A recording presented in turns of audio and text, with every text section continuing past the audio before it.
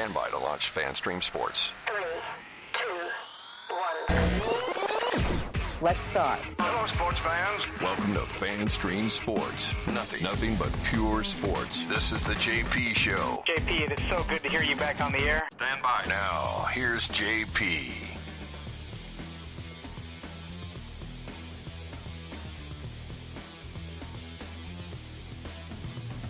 We come to you live on this Friday morning. Oh, it's a beautiful morning in Tampa Bay. I'll be kind of riding solo today. We've had some weather in Texas, so Tim Ham at our DSP Dallas affiliate cannot join us. They had hail last night coming through their windows. It's not good, man. Not good. Welcome into the show. But we are here for you, and we got a great show for you. Dan Lucas from News Channel 8 is going to join us at 10:15. Rhett Rollison from Florida Southern, our resident tennis coach and parent of a D1 athlete. And we're going to do a little segment on youth sports with him, plus catch up what's going on at Florida Southern, all the great sports there. They just had a big win in their tennis match, beating the number one ranked team. But we'll catch up with all the different sports at Florida Southern. And we're going to have a nice conversation because as a coach and a parent of a kid that's gone through the recruiting process and the youth sports process, Red has a great perspective on what's going on in youth sports now. So that's going to be a very interesting conversation. Looking forward to that. Barry Smith is going to join us from the Florida Sports Hall of Fame, member of that, the Tampa Sports Club as well. They've got a big event coming up next week, baseball and bourbon and cigars. I think this is their fourth year doing it. It's been an extremely popular event. Last year we had Luis Alicea. Who else? Tino Martinez. We've had all Wade Boggs, all the big local baseball folks have come out for this. Fred McGriff over the years. So we've got another great panel for you. So we'll be talking about that and also what's going on at Florida State. There's some very, very interesting things happening right now in college football. In fact, I just retweeted something out from an account called Big Ten Information that I follow. And they have been like really, really in the know as far as how all these shoes have been dropping in terms of realignment, what's happening in the future of college football. And it's radical change. And they really followed this from a financial standpoint. And he kind of laid out what the future holds. And it's a radical departure of what we have known for college football, but it's eventually where this is going. So we're going to get to that, and I think you guys, if you're fans of college football, this is a must listen. You're going to want to tune into this, and I think he's spot on where this is headed, and it's different. USF needs to know about this, obviously, where they're headed. FSU, UF, Miami, UCF, all of the state schools obviously will be radically affected by the changes that are coming to college football and college sports in general. So we'll get to that as well. And Tracy West is going to join us from the Valspar, their tournament director. This is the final day for players to enter the tournament. They've already got a fantastic field, and she says she's going to give us a couple more names that have signed up today. Will Tiger be one of them? I doubt it. We might know a little bit more by now, but there was some rumblings around the golf world earlier this week that Tiger might be playing because he didn't play Bay Hill and he didn't play Players, that he might, play this tournament that he finished second in. What was that, 6 years ago? And, it's not far from his house, obviously, and he wants to play before he plays the Masters, I would think. So we'll see. We'll find out at 11:45. Like I said, doubtful, not reporting it, but just, you never know. Anything can happen in this crazy sports world that we live in. All right. Also, we got a lot of other local stuff going on, which we're going to hit on here in a moment. That is the Bolts last night. What a freaking win for them. We'll hit that. There's Rays news in terms of the stadium. We got to get to that. It's a big day here. We much to get to. And we've got Chase Edmonds talking, Jordan Whitehead talking yesterday. So the Bucks continue to bring in, I don't even want to call them complimentary players because they're, these guys are intricate parts of what the Bucks want to do. Also got some Liam Cohen sound that's really interesting that we're going to send your way. So we got a lot to get to, and I'm going solo. So whether I get to all of it or not, we shall see. We shall see, but I'm going to give it my best shot here today, folks, and hopefully I'll push some of the right buttons, and we'll get to it. All right, let's get right to the Bolts last night. Huge, the note sheet from the post-game show. Look at this research, folks. Sorry if you're listening on the podcast, you can't see this chicken scratch, but man, that is impressive research right there. That's from the post-game show with Brian Engblom on, by the way. Fantastic show. You should check it out. It's on the Strike 102.5 HD2. We put it there. They replay it there. And you can also find it on the Lightning app as archived. So if you ever want a nice wrap-up of what's happened, Brian Engblom is absolutely one of the best analysts. We've got such a great team of analysts all over, but with Brian, he just does a great in a long format way. You know, it's not like TV where he can only talk in like 10-15 second snippets. He can really break down the game, and it's fascinating to hear him do that every night. So I just sit there and listen. I just tee him up and let him go. But it was an interesting game last night as the Lightning fall down 2-0. Tons of Rangers fans. Oh my God. It's probably 50-50, you know, on the heels of what Carlton Davis said about Tampa Bay fans. So yeah, the Rangers infiltrated Amalie Arena last night, and it is what it is, folks. You know, Lightning fans are getting ready to buy lots of playoff tickets, right? Lots of playoff tickets. Carlton, they don't buy a lot of playoff tickets in Detroit, so they've saved up their money for a long time. But you know, Lightning fans, Buck fans, Rays fans, we've been doing this a lot, right? Spending a lot of money on playoff tickets and tickets in general. So Lightning fans, you know, take a nice donation from your Ranger fans that live here, help pay for most of your playoff tickets. It's the way it works. And here's the best part. They walked out with an L. All those Ranger fans, let's go Rangers, let's go all night long. Let's go Rangers, out the door, take the L. And they also, you know, like, you know, about a minute left, you know, when it's now 6-3 after the empty netter, it's like, you know, Kucher's empty netter. Now they start streaming out. Oh, they were all yapping when they're up 2-0. That's the best part. When they get up 2-0, they're yapping, right? They're yapping. Then they're up 3-2 in the third, and they're yapping. They're yapping like Shesterkin's not going to give this up. By the way, first time the Lightning have ever beaten Shesterkin in regulation in the regular season. He was 6-0-1 against them. So big deal. And you know, putting 5 past him, 6 with the empty netter, big deal. Especially since you might face the Rangers in the playoffs. And they had won, I think, 7 straight regular season games against the Lightning. So breaking that curse, breaking that up a little bit was a big deal last night for future reference, right? So big deal. So many good things happened last night. First and foremost, obviously, Braden Point, 6 points, equaling a Lightning franchise record set in the first year by Doug Crossman, and then equaled earlier this year by Cooch. And then Cooch has 5 points with a goal and 4 assists last night. So they're piling up the points, you know, and goals, especially since the arrival of one Anthony Duclair, who also got a huge, huge goal last night to even things at 2 in the second period. And that's when Cooper brought him up to the first line with Point and Kucherov. And boy, did they catch fire. Scored 12 points last night, that line did, with Duclair up there. Pretty nice move. Pretty nice move. Coop after the game was like, yeah, you know, sometimes they work out, sometimes they do. The first 2 shifts, those 3 were together, they scored. Like, that's a coach's dream. That is a coach's dream. Like, that never happens, but it happened here. So yeah, that was a nice moment for Cooper and certainly the team.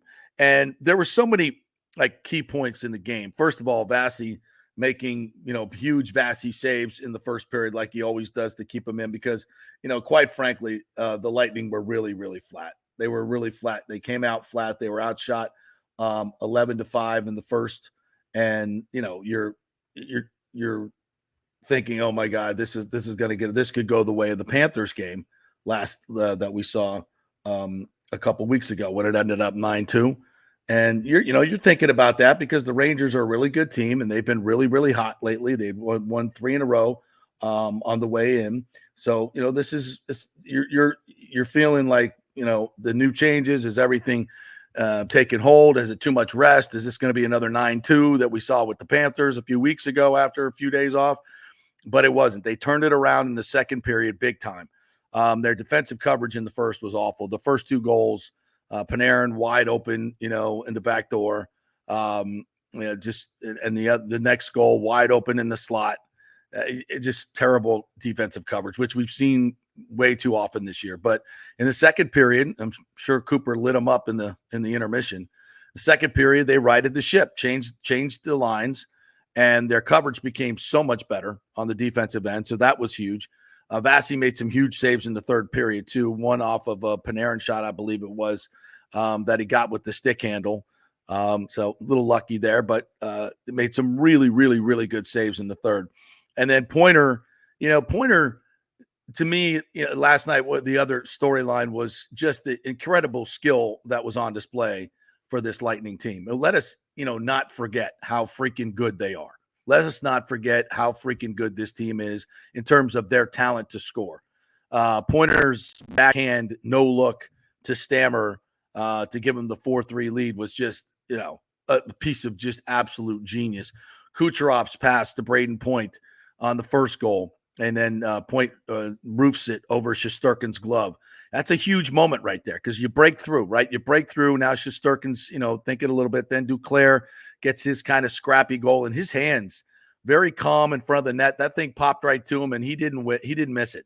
Very calm, just popped it right into the net, into the open net, made it 2-2. Some of the other goals, the Kucherov's pass the Pointer right in front from the boards. I mean, puts it right on his tape and catches it with his skate, pops it right in. I mean, that skill is what it's all about, right? When you're looking at the Tampa Bay Lightning, that was, a performance of skill, and then defending in the third where they didn't back off. They didn't back off. Every line was coming for the Rangers. They just didn't sit back and let Vasi be a pincushion and let the Rangers take shots when they got up 5-3. They just, still like 6 minutes left. They were aggressive. They were getting the puck out of their zone. They were getting it into the Rangers zone. And, of course, if you're protecting a lead, the best thing to do is be down in their end because they can't score when they're in their own end, right? So just a great performance by the Lightning last night. And now they're solidly in the first wild card. They're not going to catch Toronto. So to me, it's basically 2 spots for 3 teams. And that includes the Red Wings, the Islanders, and the Lightning. I mean, there are other permutations, I know, but I think if you really look at it, that's the deal. The Red Wings have lost 7 in a row. The Islanders lost again last night. So all the games that they had in hand, they've made up. And now the Lightning sit 2-4 points ahead of them. Tough schedule ahead. But, you worried about the other teams passing them with all the games they had in hand. That didn't happen. So now it's just a race to the finish. What they got, 17-18 left, starting with the Panthers on Saturday night. And what a night that's going to be. All right, let's welcome in my good friend and former colleague, Dan Lucas from News Channel 8. What's up, Luke? How are you, man? Oh, wait, hold on. There we go. I'm in, baby. I'm in the studio. I'm doing great. How about yourself?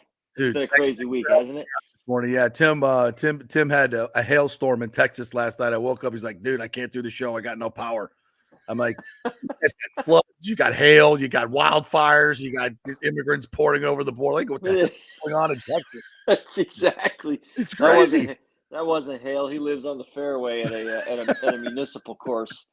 That's why he doesn't have power. Or just gunshots. Yeah, those wasn't hail. Right, that was exactly. Bullets coming through. Exactly. Yeah, but not here. Not here in the wonderful Tampa Bay area where we feel so safe and wonderful.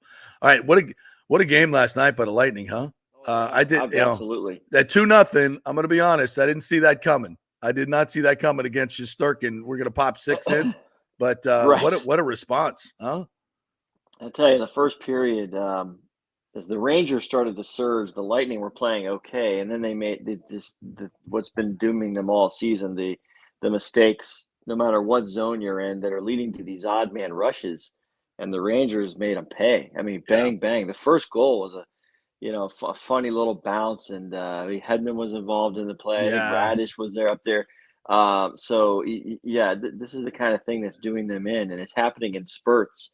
in games, and it's not just a goal; it's 2 goals, 3 goals. That's why the lopsided losses have been happening. I had the radio broadcast on during the first period, and they pointed out that at that point, I think the Rangers had scored 9 goals against the Lightning this season, and 6 or 7 of them were odd man rushes. Yeah. And so the way the standings looked last night, this is the matchup in the first round. So Right. that's something that the Rangers have been obviously attacking and feasting on. So to me, I feel like if the Lightning just clean this up, they've got a puncher's chance in that first round. And if you can get through the first round, now it's on. It's whatever you can get. But this is going to be difficult no matter. First of all, because I heard you saying with, they were able to cushion themselves by a couple of points last night, which is great because I know the Islanders lost. But if you get into that first round, it's an absolute bloodbath coming. And that's the price you pay when you're a wild card team. But it doesn't matter. You just get in. Yeah. You're going to have to get through one of these teams anyways if you're going to get to the Stanley Cup final. So get it out of the way if you can. Right. And that's how the they're best time to get them. It's the best time to get them. Yeah, it's the only way you could beat the Rangers and the Panthers, the 2 teams that are looming as the first round opponent for the Bolts. They've just been the games haven't been close, and so that maybe the Lightning figured something out last night because boy was it beautiful. Even when they went down again 3-2, it was the building was alive. It wasn't this was not the typical Lightning Rangers game from this year that we've seen. Right. So I loved it. I loved Pointer's hat trick. Yeah, and I'll be honest with you. I was never an Anthony Duclair guy, not because of his play. We are now. He's skillful and fast, but I go back to Julien Brisebois making the phone call and saying, "Listen, buddy, our playoffs have already started, so you're coming into a fire pit here."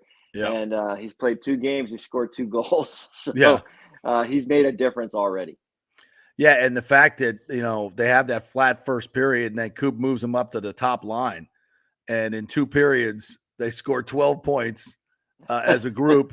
They scored their first 2 shifts. I guess this is the definition of a coach's move working out in the middle of the game, right? Like this is a dream scenario. Sometimes I push the blender and it creates a concoction that I love too. So that pina colada turned out great. Wow, perfect salt. I moved the salt up. Yeah. Yes.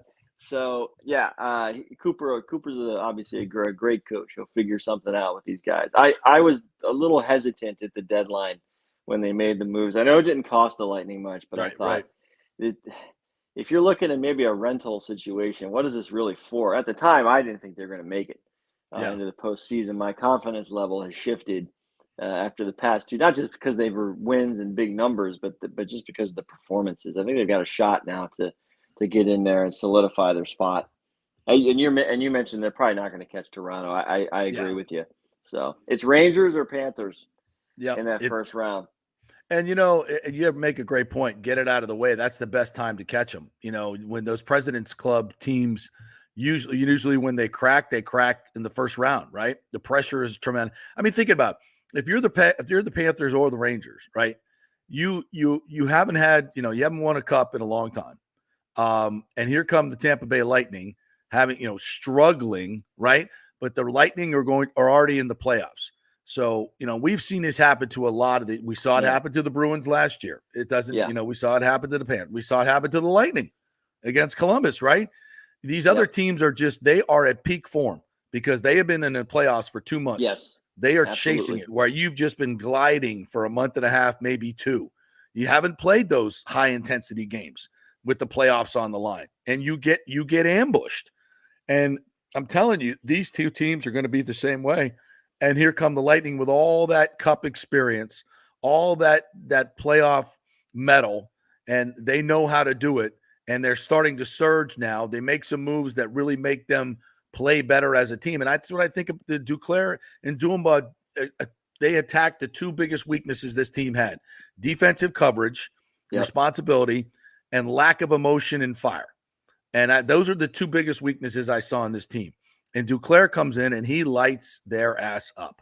You can just see it. His energy on the ice, and where we hear his energy in the room has transformed this team. And I mean, you look at the 2 games that they've played. I don't want to get crazy here, but they go from a 6-3 loss to Calgary Right. to a 7-0 win over a good Right. Flyers team, and then come back from 2-0 and 3-2 down to beat the Rangers. I mean, Yeah. these are not just wins.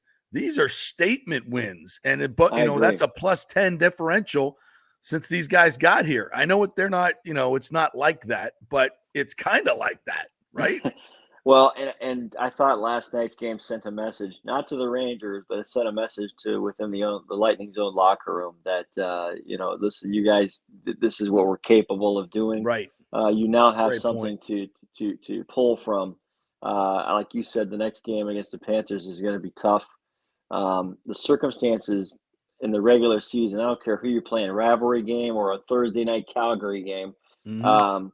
The games just are not the same as they are in the postseason because of what's at stake and the circumstances teams are in coming in the regular season. Everybody's not even, as John Cooper likes to point out. In a series, every team is even because every team's on the same schedule. Everybody's traveling the same. You're not catching a team on a back-to-back, whatever. But I think it's really a good gauge because the fact that they've played, like you said, Philly, Rangers, and Panthers in a row. That's a heck of a stretch. Yep. And so I'm curious to see how they perform on the road because, Panthers right now are absolutely flying. They had a loss, by the way. Yeah. So, but still, they are just, racking up goals left and right. They're a fun team to watch. And they're dangerous. Get into a they had series. Tarasenko too. That punching and that neutral zone stuff that goes on, it favors the tougher team. I'm telling you. Like you said, the President's Trophy is not a guarantee. And Tanner Jeannot's coming back. Should be back Saturday.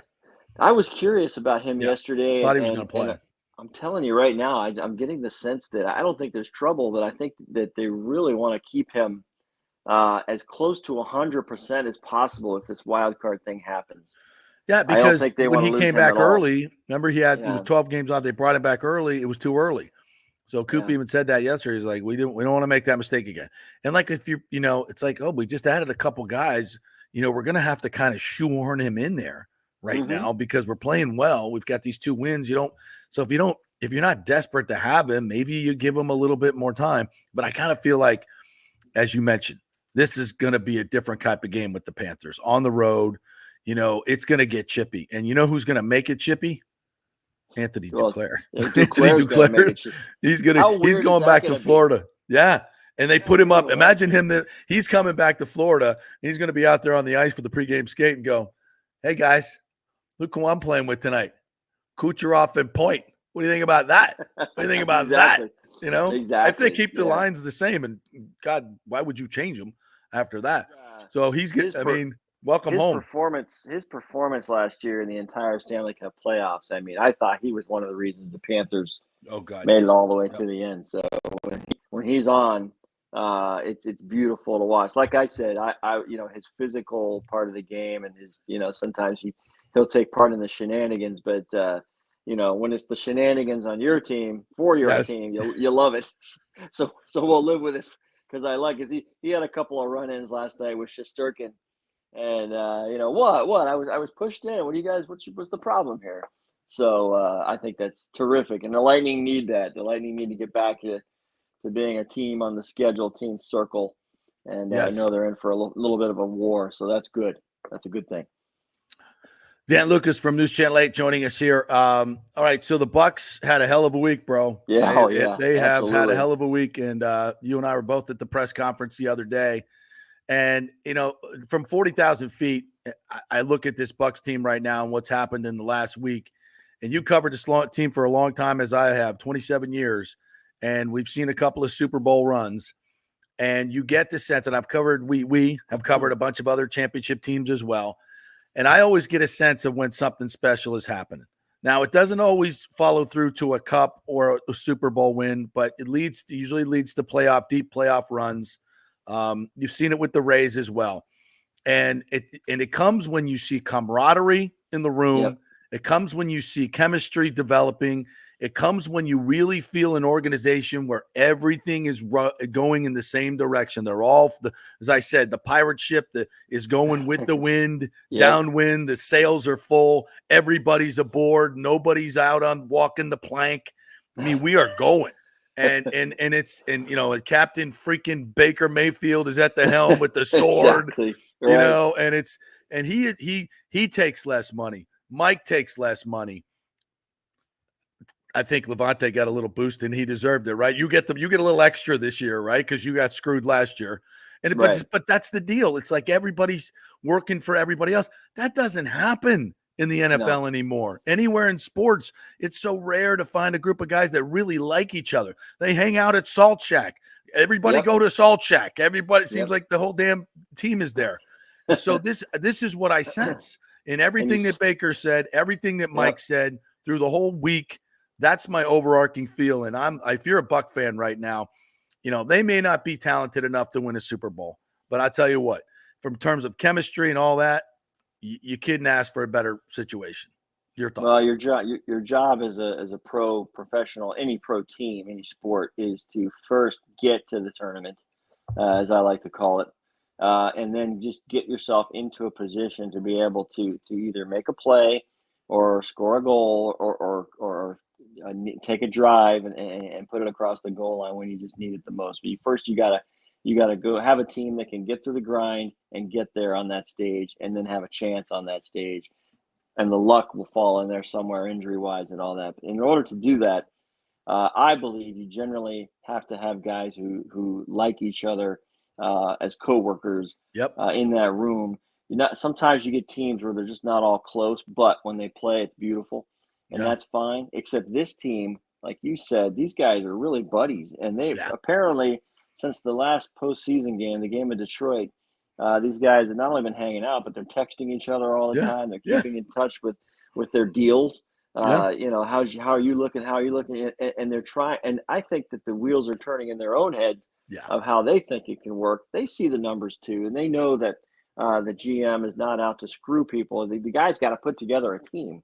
For crying out loud, and he wants to pay everybody, but within that there are rules, and it takes somebody like a Mike Evans or a Baker Mayfield to understand that maybe that extra 1.5 should go somewhere else because it'll get me into the tournament, and so I think that's starting to weigh more than just I got to get mine.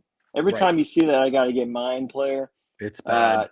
They're either gone, or if the team keeps them, the team absolutely implodes. Because football in particular has become a sport where 11 on one side, 11 on the other. If one of those 11 is not at the level, they are going to get picked on, exploited, and your team is toast. And you just got to field the best 11 you can. And I think the Bucs are setting themselves up for that. Here, I'll show you a little something. We'll do this rudimentary. I'll just put it in the camera. I don't even know it's old if you school. can read Look that. at this. Yeah. So this is the largest cap hits for the 2024 season. Okay. Deshaun Watson, 63 million. Jeez. Dak Prescott, 60 million. Kyler Murray, 51 million. Matthew Stafford, 49 million. And Daniel Jones, 47 million. What do 4 of those 5 have in common? Their team sucks. Right. Their team sucks. And that's because you're eating up all the salary cap room. Mm-hmm. And by the way, Matthew Stafford's hit wasn't that big when they won the Super Bowl. It got bigger afterwards. So you can't. It makes between $45 million a year that the Cousins got, and the $30 million, not to mention just a $10 million hit this year by Baker. Yeah, that's the difference in getting Chase McLaughlin back. Okay, who by the way doesn't freaking miss a big kick. That's a difference in getting Jordan Whitehead back. I mean, which we both know is going to be huge for this defense.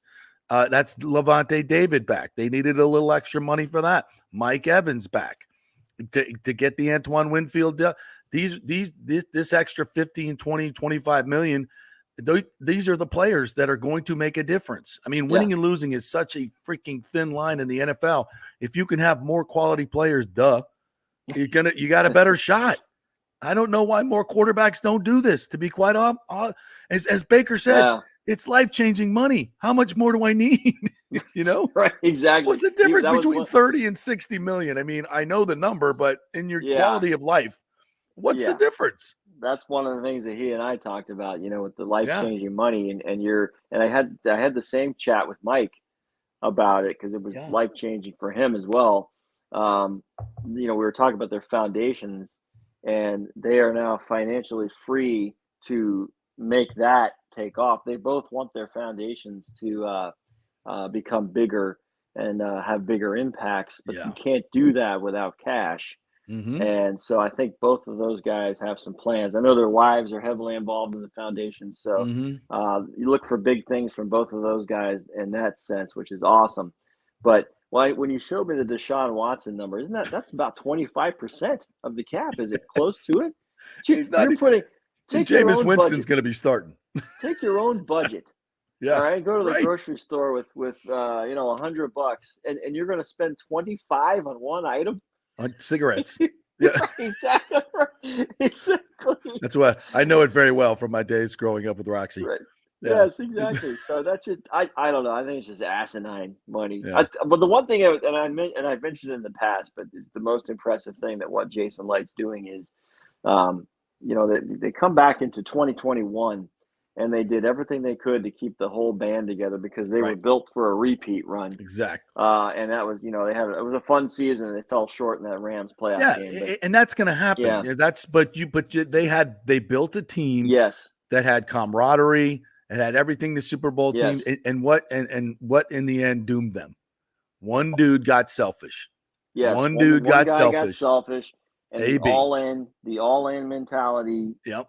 They had to pay bills on the backside of that. Right. And that was the 2023 season. So Yeah. And they that's still went to the why- playoffs. that's why the national people who just kind of glance at the Bucs and then move on about their day they don't really analyze anything about the Bucs, to be honest. Right. No. That's why it was easy to look at a piece of paper and go, yeah, this team's doomed. This team's Yeah. gone. They're done. They're done. That's why the prognostication last summer was so poor. Yep. They didn't understand anything that was going on. You had a few national folks come in, come to the OTAs and stuff, and they have a little bit of perspective. But I think Yeah. generally people just thought the Bucs were going to be garbage. Oh yeah, it's just Tom Brady's gone. They got $75 million in dead cap. Nobody Right. wins in that situation. They got no shot. But we saw something different in training camp, and I thought that was I bet they got the over 6.5 wins. That was pretty easy. Although after losing 6 of 7 or 5, I was a little dubious, but they pulled it together.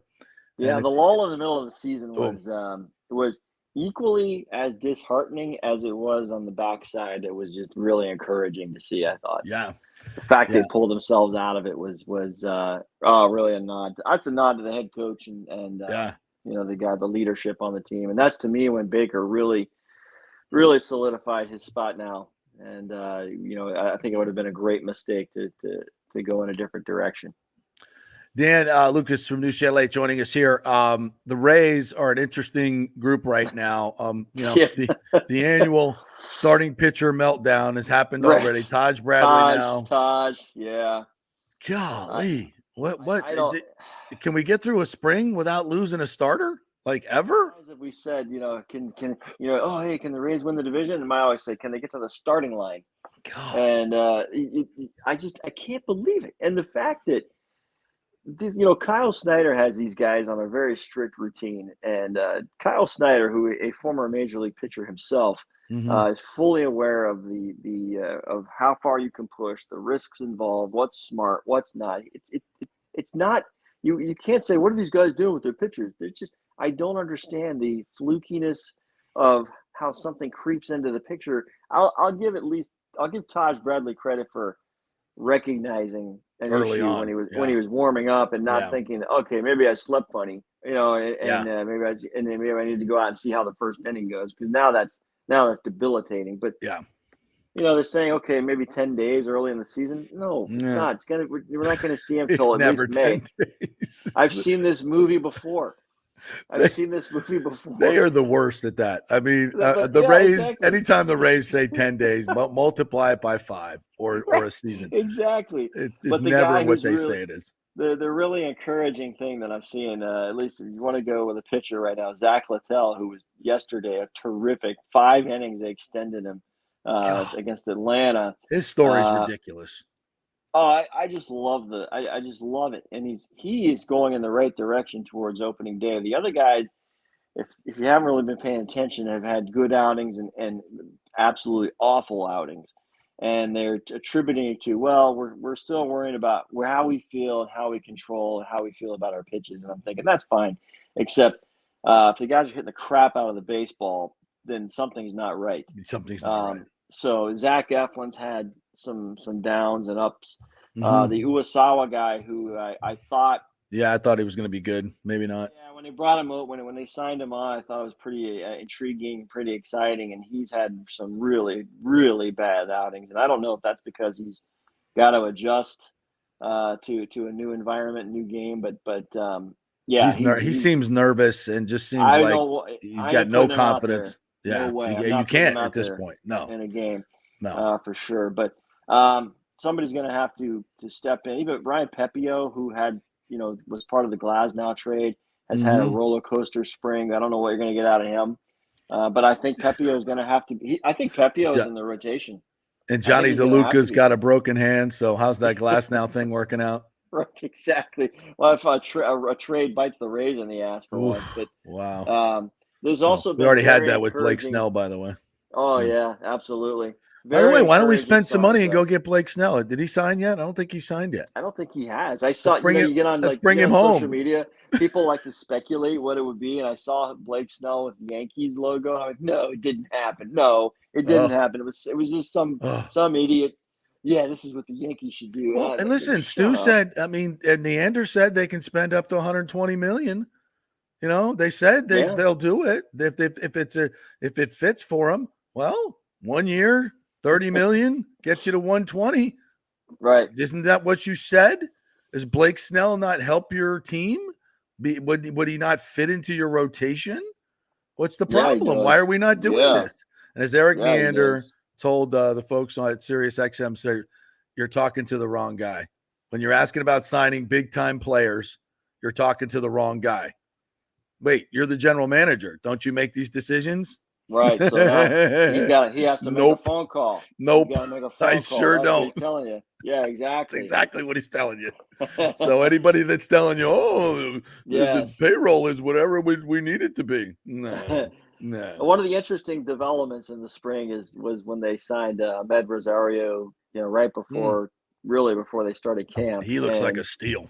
he does, and I'm telling you, I thought it was weird that they were sticking him in right field so much because the guy's he's a shortstop and a third baseman. Mhm. But now with Josh Lowe, Mhm. still not ready to come back, and maybe they're kind of training him to be multitask type of player, that I think he's going to be pretty savvy addition here when the season starts. You can plug him in anytime in a game because you've got 3 options to play him in the field. Yeah. So I think he's had an enjoyable spring. He's hit 2 home runs, Mhm. and the bats have started to swing a little bit. Rosarena has a homer. Brandon Lau now has a home run.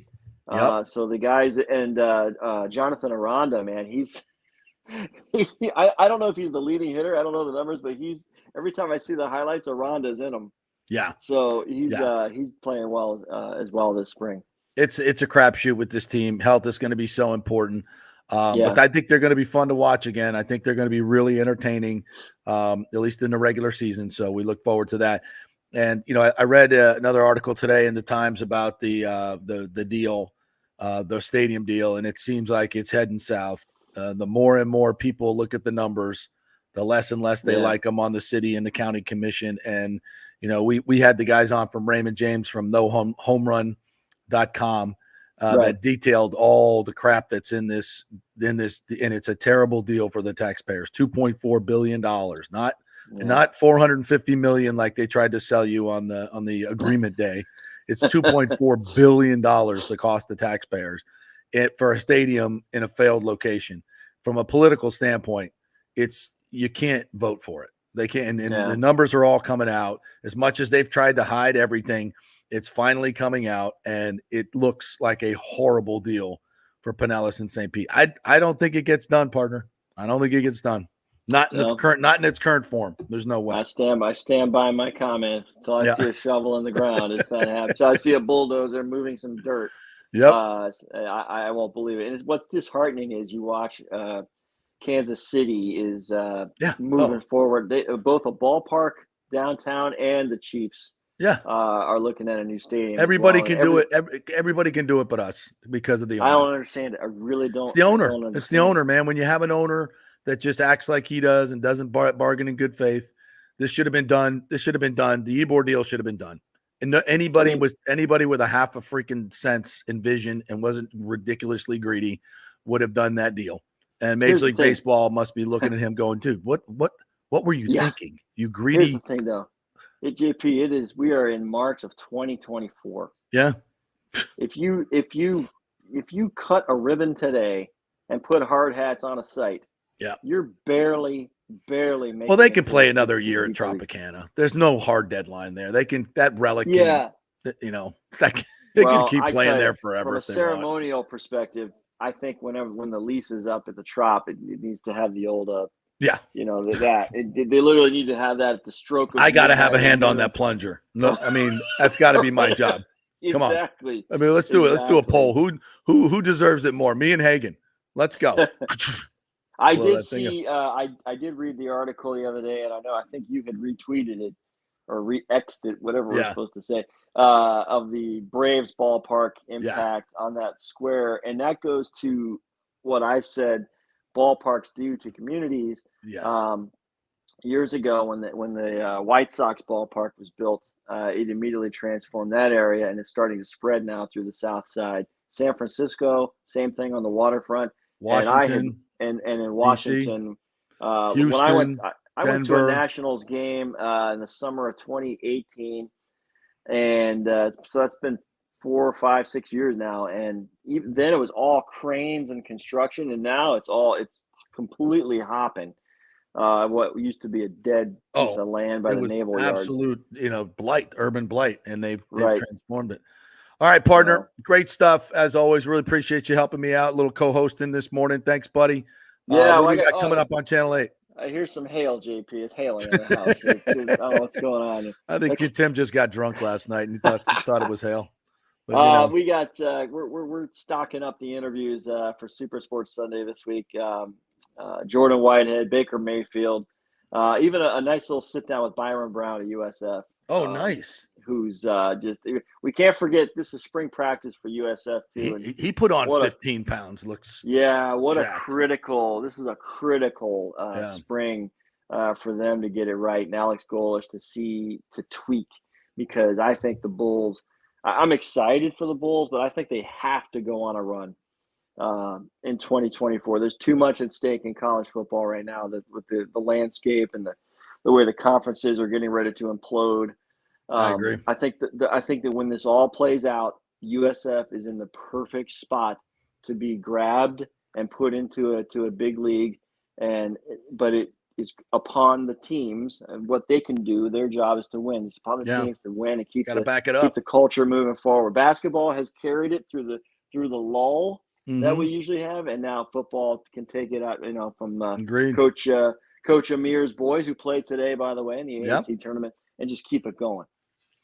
All right, Dano, thanks, man. Appreciate it. We will chat with you next week. See you around, buddy. Thanks, man. All right, be good. See you. All right, we will have a quick break right here, and when we come back, Rhett Rolliston's going to join us from Florida Southern. We'll check in with the Mocs. He had a big win in tennis, but we're also having a little conversation about youth sports, in which he has been very much involved on many levels. So quick break. Stay with us.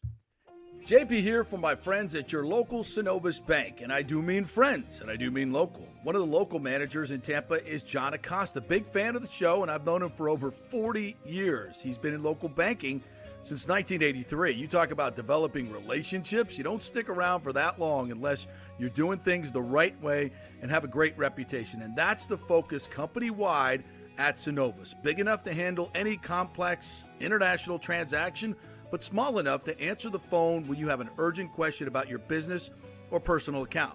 And for personal accounts, they have a very easy app that works great. You can do everything online. And for large or small businesses, you will get that personal touch and services to help build your business, taking your dreams and aspirations from the whiteboard to reality. We can make that happen. Let us show you how. For a Get Acquainted meeting to open a business or personal account, just call John or go to Synovus.com to find out where your local branch is. Everyone knows Italiano Insurance is your go-to for home insurance, but they also have an amazing team that focuses on business insurance. Yes, your business is most likely your biggest asset, so make sure you have the right coverage at the most competitive price.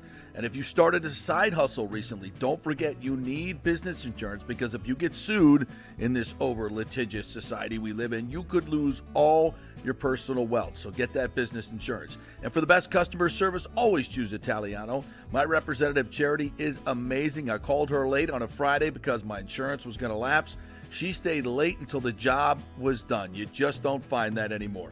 Give them a call, 813-877-7799. That's 813-877-7799. Italiano Insurance. JP here for the Geddes Gordon Real Estate Group and our good friend Jane Geddes. Folks, simply put, there is nobody like Jane. Jane is a former LPGA two-time major championship winner. She was also vice president of talent relations at WWE.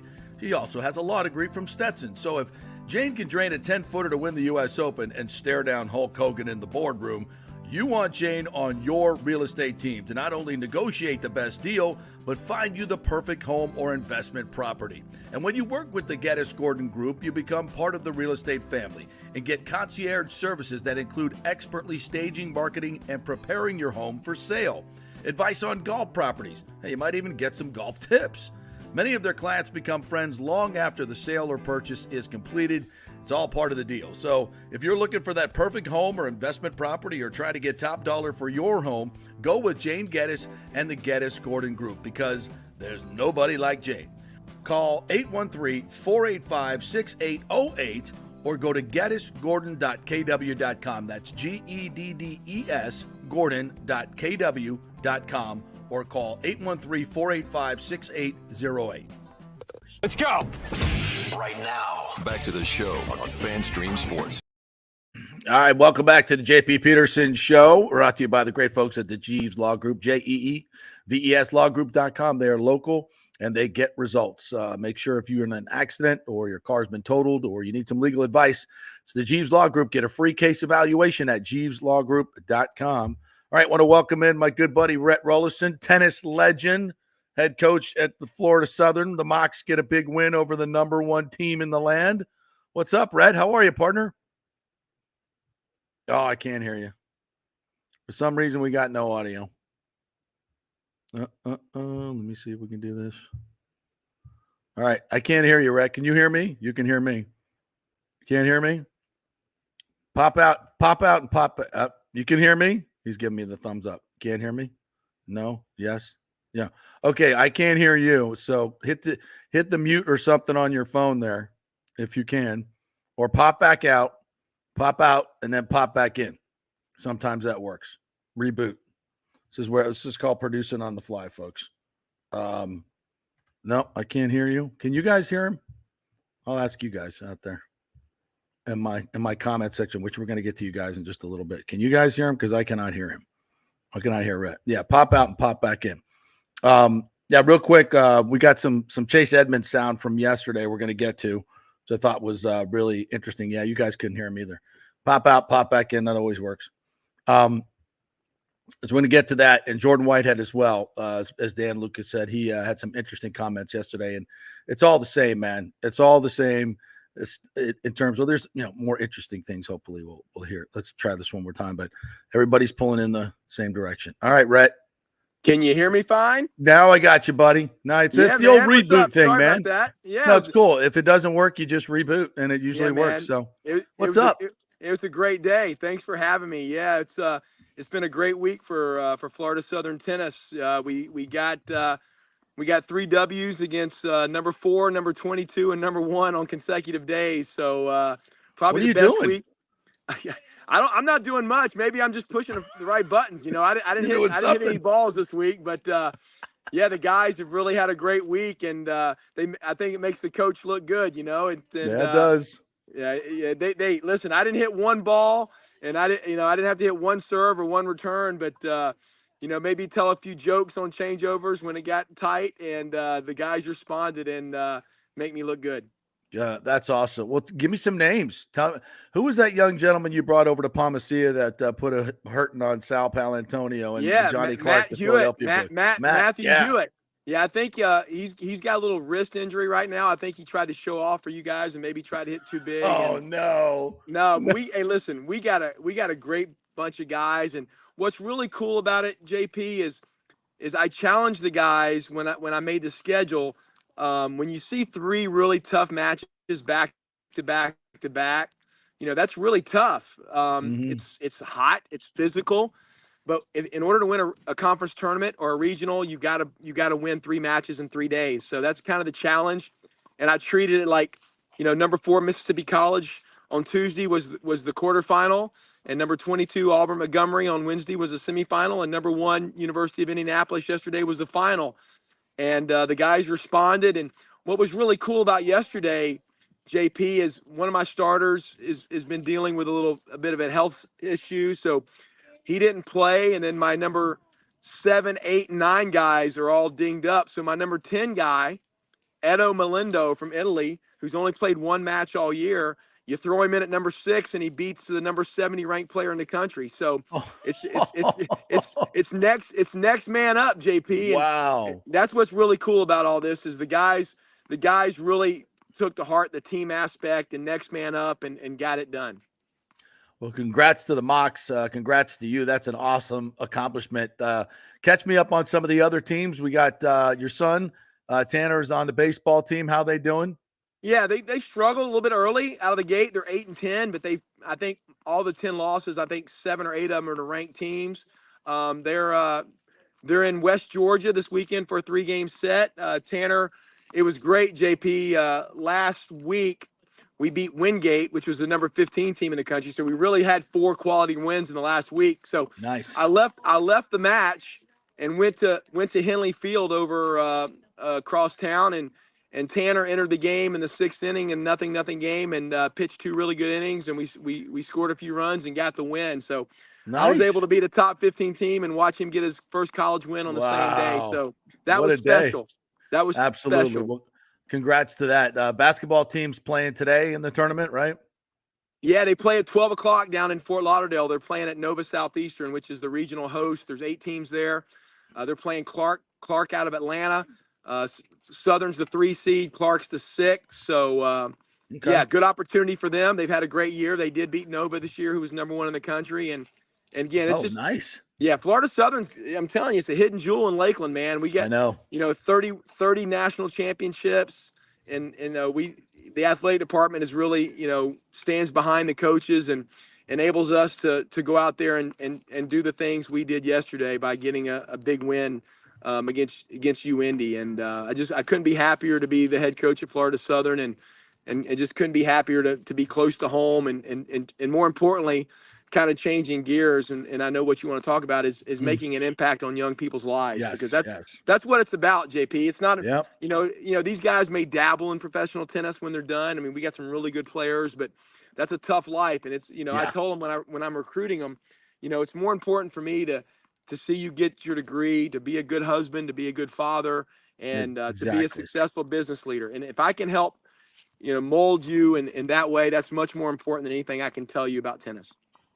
It's well said, Rhett. And it's one of the reasons I wanted to have you on the show. Give us an update on what's going on in Mockville there. But because that program has been great for a long time. And it just keeps getting better on many fronts. But it's because of the people, the people that work there.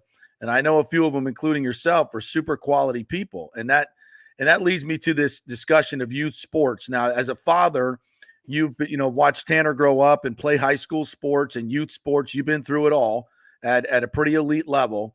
And now as a coach, in college, as a tennis coach, you see it at every level. NIL has changed the world in terms of college athletics. I know it's not maybe as big at Florida Southern, but it's part of it. And it's created in a lot of ways just a very selfish type attitude where kids just want to get the bag. And that's part of our society anyway, the chase of the bag. And that's the only thing that's important. And it's such a lie. And these kids have got to understand, and the adults have to be better at communicating it and setting it up, that these things that you're talking about, getting ready for life and preparing them for life, are way more important, right?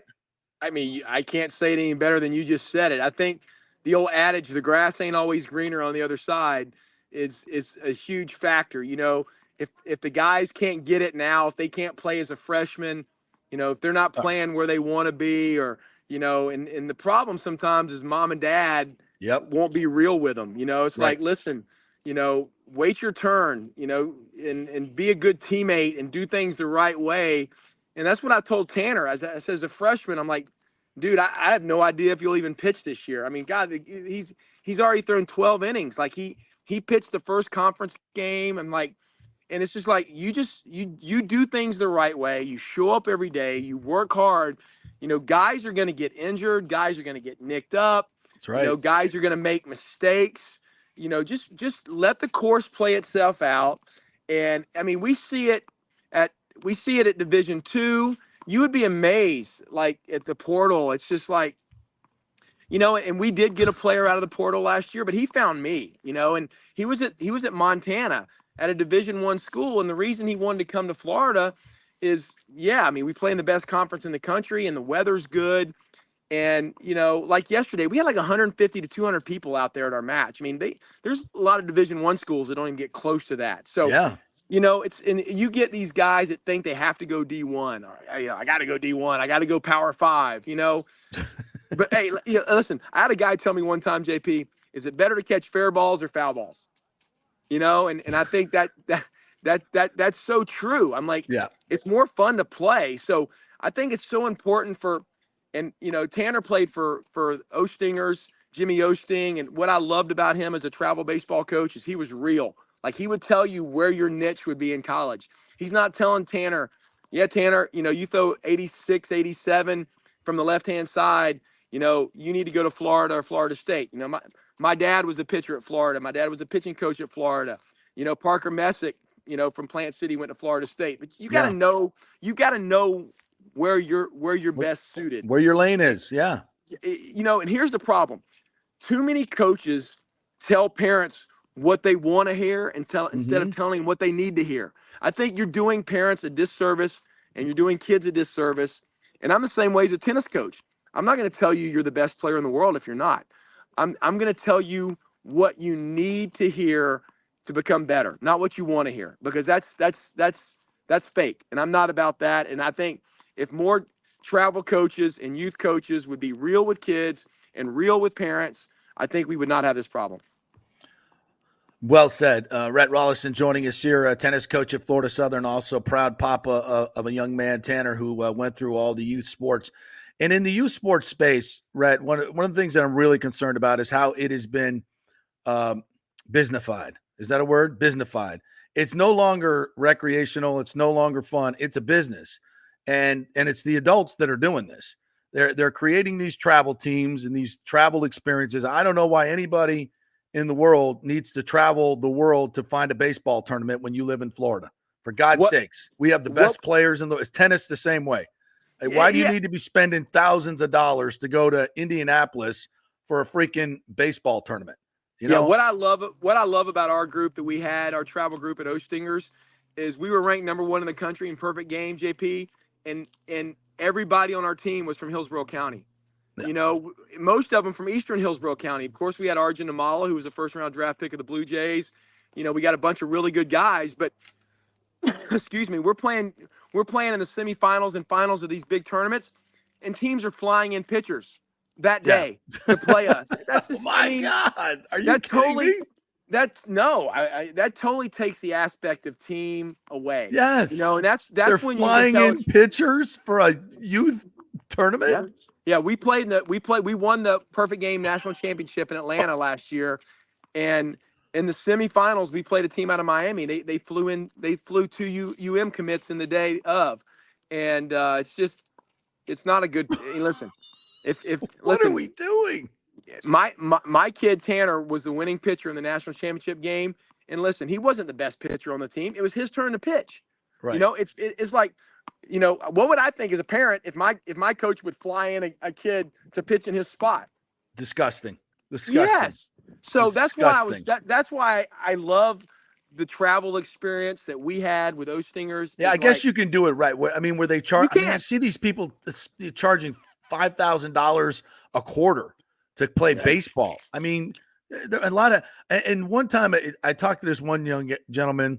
He had a kid who was the second baseman, not the biggest in stature, but he, coming up through Palmacia Little League, the kid was the best player. He was the best player, but his dad did not have the money to pay $4,000 to be on the travel team, which was eventually sponsored by the high school coach, who puts him. If you're not in the pipeline, you don't get on the high school team.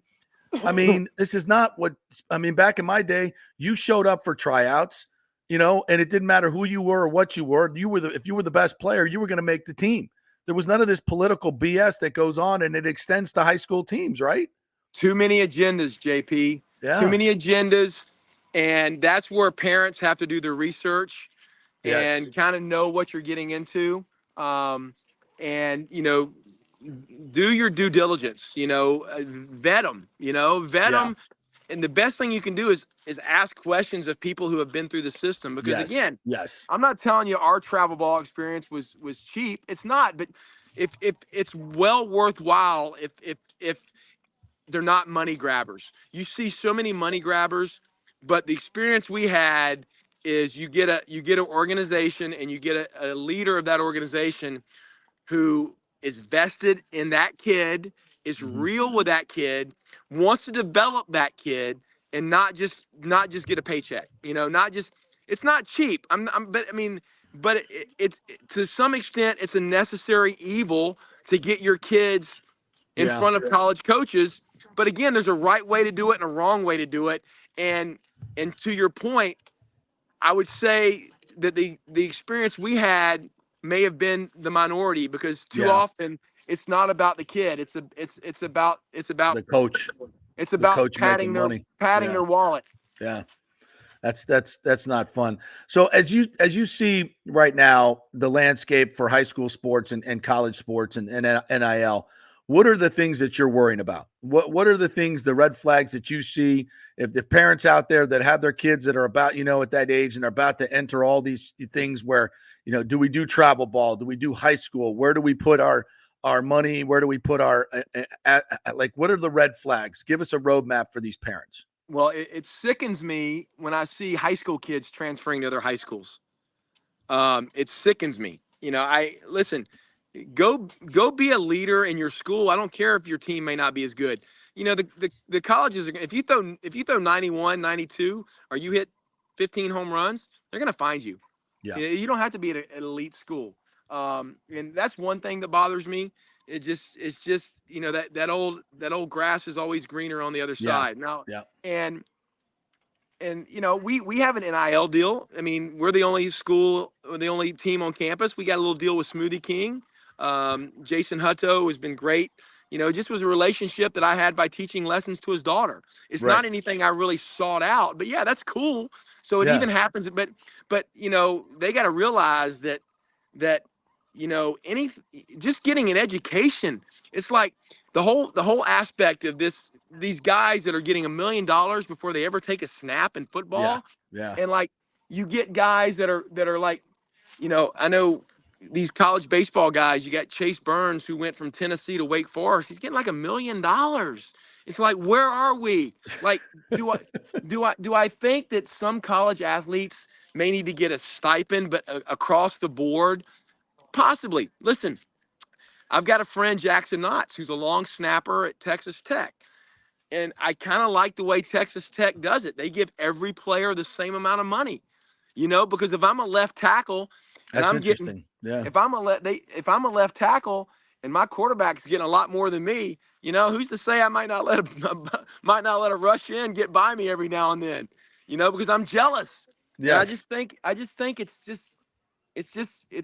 listen, I think the NCAA's opened the can of worms. I think it's past the point of no return. but there's got to be some kind of management to this situation Exactly. because Yeah. I think it's insane, JP. There's a radical change that's coming to college sports. And I think in a lot of ways it's needed, it's necessary, and it's going to reset everything. And I think but hopefully it's done by smart people, not greedy people who have been running the NCAA and college sports for a long, long time. Right. So hopefully they do it the right way. I don't have a whole lot of confidence, but we shall see. Rhett, always great to catch up with you, my friend. Congrats on the big win over the number one team. You're amazing. You're a very inspirational person. That's why your team is winning, bro. You're a great coach, and you're a special guy. I really appreciate your friendship. Thanks, buddy. Thanks, JP. Thanks for having me, man. I really appreciate you. All right. We'll see you soon, buddy. Thanks. Bye-bye. Great, Rhett Rollison right there. Yeah, I mean, the pressure that's on parents now, because you just don't know. You don't know where to go, where to spend your money. You see all these things going on, people getting personal coaches for their kids. Should I be doing that? Should I be going into debt? It's like you got to put some sanity to it. You got to put some sanity to it and some realism. And Rhett's right. So many of these kids and parents, especially, parents are like, oh, my kid's going to the NBA. No, he's not. No, he's not.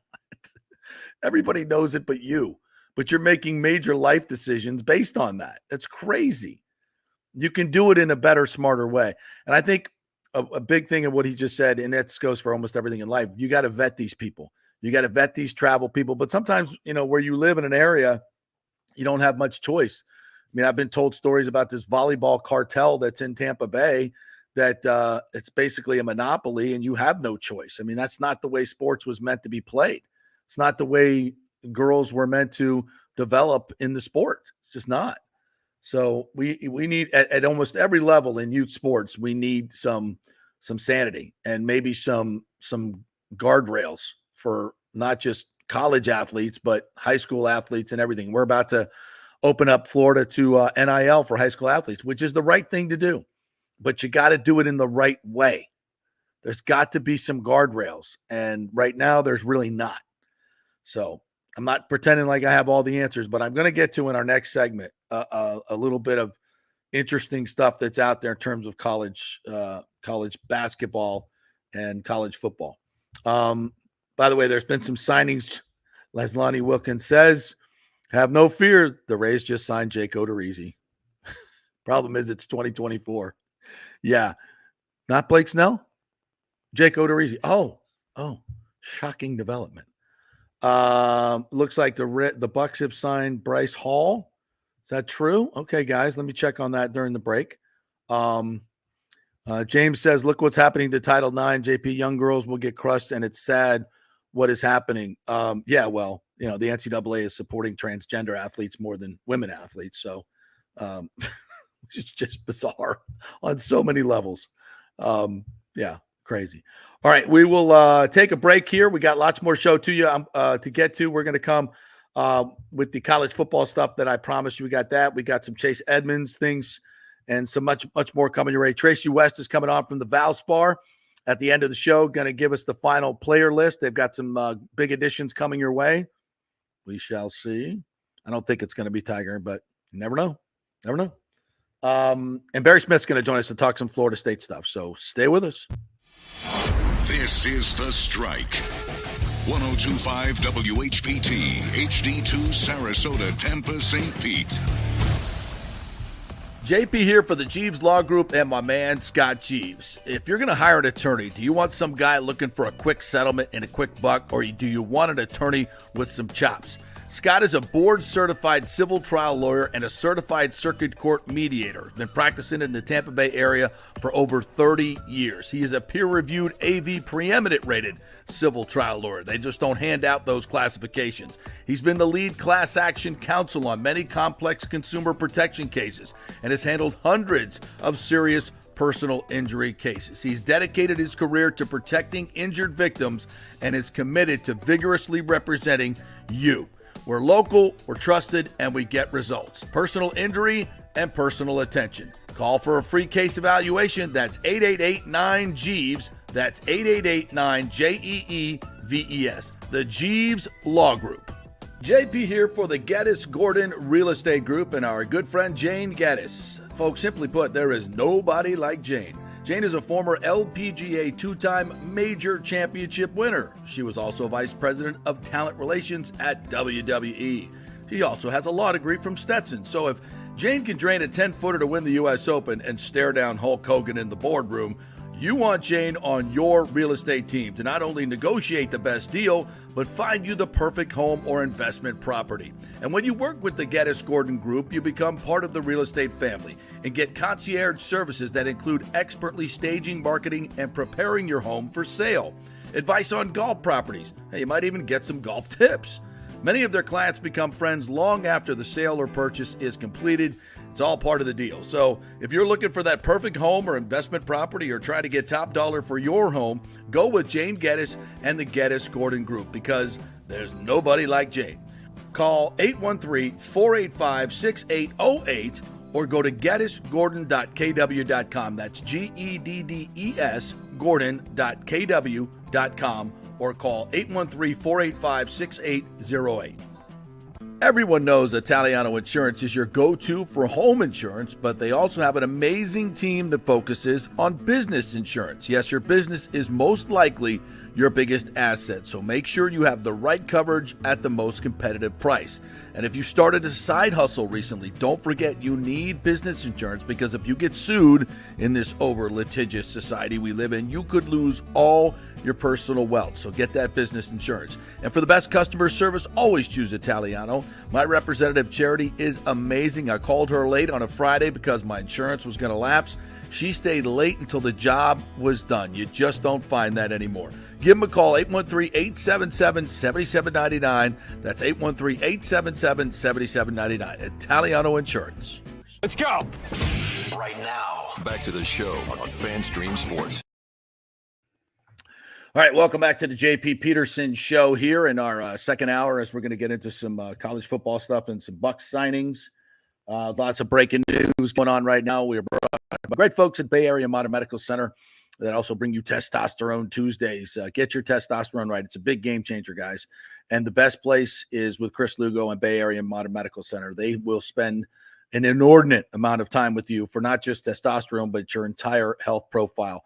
He spent about an hour and a half with me going over my blood work, what I'm doing, my sleeping habits, all those things that are so important to your health. It's not just 15 minutes in and out, write a script like most doctors give you because it's corporate medicine. It's not what they do at Bay Area Modern Medical Center. Combine your health insurance with the concierge medicine at Bay Area Modern Medical Center. That's the way to go to get that personal attention that you deserve. BAMMC.com. Just go to the website, make an appointment, go see Chris. You'll love it. As many of us have. All right, the Bucs have signed Bryce Hall, former Jet corner. So they get a couple of Jets in Jordan Whitehead and Bryce Hall. According to Greg Auman from Fox Sports, Bryce has played behind two solid starters with the Jets the last 2 years, had 79 tackles, 16 passes defense as a starter in 2021. Of course, they have Sauce Gardner there. And who's the other corner? I can't remember right off the top of my head. A 1 pick and a fumble recovery touchdown last season. He'll add depth as an outside corner behind Dean and McCullum. That's a nice pickup. Nice pickup. So, listen, Carlton Davis was not playing at a lead level anymore. So you got a third-round pick for him. So you can draft a corner in the third. You free up $14 million in cap money. That brings in Bryce Hall, brings in Jordan Whitehead. So a Bucs pass defense that was one of the worst in the league last year. I mean, this is a place where they can drastically improve, right? So you get Jordan Whitehead to pair with Antoine Winfield. You bring in Bryce Hall. Jamel Dean, he's a good cover corner.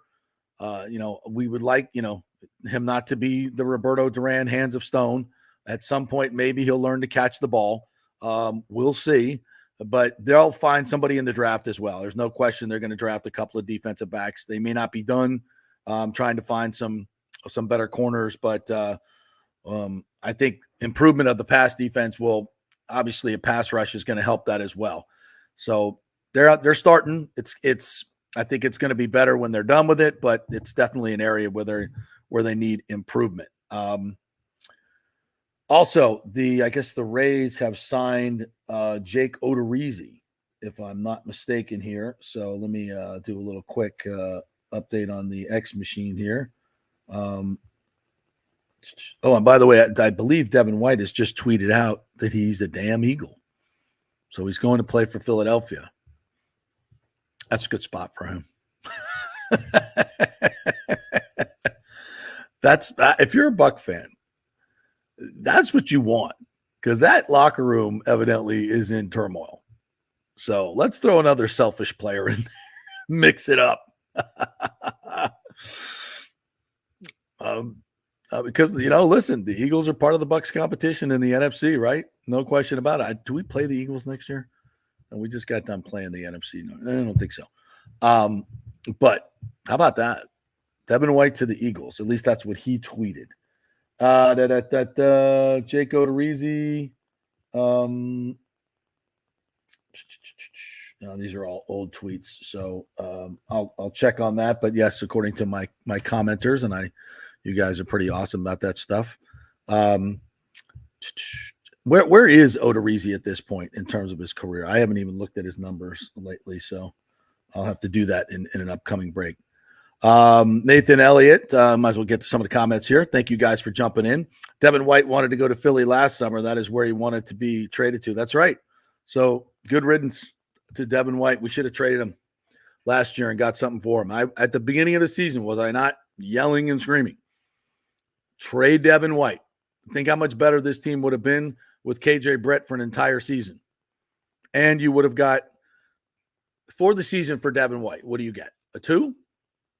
At least a 3, which I think you might get. But his free agent deal is not going to be big. So I don't think you're going to get compensation, but a third-round compensatory pick. I could be wrong. But I think that is measured by the size of the free agent deal.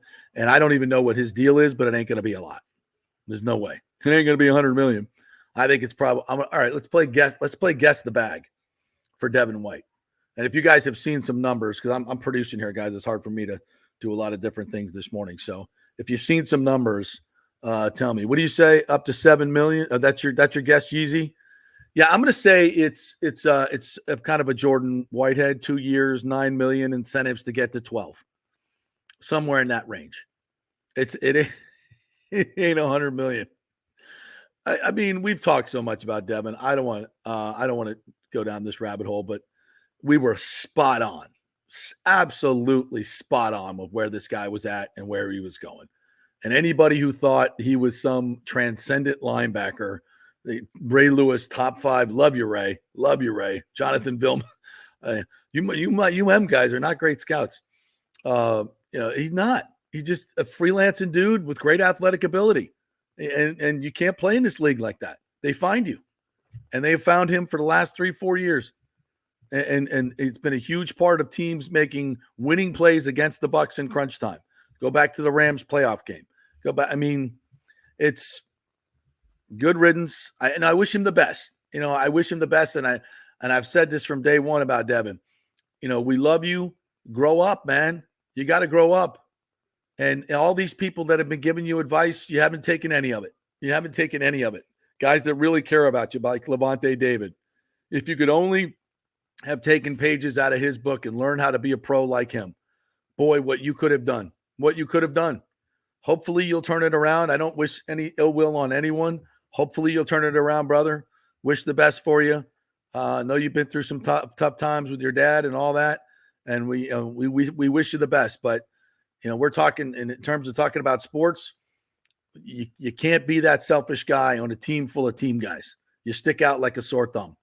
And, there was talk that the Bucs might bring him back. I never believed any of that. No way. And they should have traded him at the beginning of this. When he started all those shenanigans, I said it then. This guy thinks he's worth a lot of money. He's not. He needs to concentrate on his play. Go trade him. What was his trade value? What could they have gotten for Devin White before the season? If he's the 5th best linebacker in the league, according to Ray Lewis and Jonathan Vilma, one of the top 10 linebackers in the game. We could at least got a second, right? Now we got Squadouche. We do play the Eagles this year. Yeah, the Eagles got a steal for that. No, they didn't. He's not worth it. He couldn't even start here. If we're being honest, KJ Britt was a better player. for $4 million, I guess, that's reserve veteran money. It's nothing really. So, yeah. Nathan Elliott says Devin White deals up to $7.5 million. That's what has been reported. Yeah, like I said, it's probably $4 million 1 year, $4 million guaranteed with incentives. And you put him on an incentive contract to get sacks. You might do something because he'll run with his hair on fire to the quarterback. That's what he's great at. But putting him in a scheme where he has to have discipline and read defenses and not freelance and not try to make big plays because he thinks that's how he's going to make money. It's not going to work. But we'll see. Again, you put him in the right situation, then he can. He's a good athlete. He's an explosive athlete. But I'm glad he's gone. On no part of that. Nathan says, I'm hoping that when the schedule comes out, will be Bucks versus Eagles in Brazil. Well, good God. Why are we playing a game in Brazil? So the Eagles are part of that, aren't they? Interesting. James says, took all season for Bowles to sit Devin. Bucks could have won 11 games if move on from Devin made early. Yeah, they could have won 11 games and had a second round pick in this draft. Yeah. Listen, Bucks raise bolts. Devin White gets revenge against us this year. Bring it on. Bring it on. We will set him up like everybody has been setting him up for years. All right. We'll set him up in the red zone. We'll set him up on key third downs. If anybody knows how to take advantage of his undisciplined play, it should be the Buccaneers. So, yeah, bring that on. Bring it on. And, I've no fear of Devin White whatsoever. I'll play against him any day of the week if I'm the coordinator. What else? Yes, Yeezy. Jason is cooking. There's no doubt about that. We already did that one. Great sign, according to Bryce Hall. I agree with you. What else we got here? James says, on a side note, it looks like anyone in Fulton County that is convicted based on cell phone data has one hell of an appeal. Oh, I think I know what you're talking about. Yeah, that place is a mess. Look at this from Rick. Rick always has a zinger for the day. Now we know why JP is soloed today. His cap hit is too high. Freaking bag chasing diva. Well, I can't pay my complimentary players because I'm hogging all the money. Yeah, you got it. Had nothing to do with the hailstorm in Dallas, or maybe Tim was just out late. Who knows? Christopher Cole says Caleb Williams is making $5 million in college, and now he thinks he's entitled. All these stories about him coming out, are they true? Like, it's not going to give up any medical information. He wants part ownership in the team. All these other, you never know what's true and what's not. But if that is true, if I'm the Chicago Bears, I'm taking Jaden Daniels. A lot of people don't think Drake May is the guy either. It's so weird. All these quarterbacks, you got really good analysts that I really trust, and they differ on a lot of these quarterbacks. It's very, very interesting. James says, what do we got here? Devin White started off hot because he had Sue and Vita taking double blocks, and when he was free to hit the running backs and quarterbacks. Yeah, true. And then once you get tape on a guy, right? That's the thing. Once you get tape on a guy and you know he's undisciplined, that's when you take advantage of him. All right, I wanted to get to this this college football thing, guys. Sal Palantonio's texting me. Devin White, love it. I'm going to text Sal Pal back. No, you won't.